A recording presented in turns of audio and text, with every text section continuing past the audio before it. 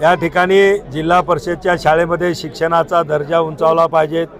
शिक्षकांनी चांगलं संस्कारक्षम शिक्षण त्या ठिकाणी दिलं पाहिजे। पालकांना सुद्धा मोटिवेट केलं पाहिजे। शाळाबाह्य कुठलाही विद्यार्थी राहता कामा नये।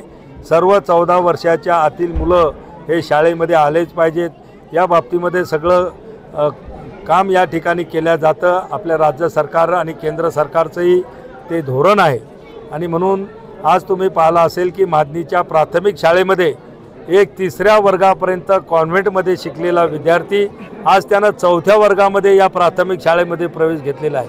म्हणजे जिल्हा परिषद शाळांची लोकप्रियता वाढत आहे। विद्यार्थ्यांचा पालकांचा सुद्धा कल आज आमच्या जिल्हा परिषदच्या शाळेकडे वाढत आहे। पुढच्या काळामध्ये पुन्हा पहिले सुगीचे दिवस या सगळ्या जिल्हा परिषदच्या शाळेंना येतील।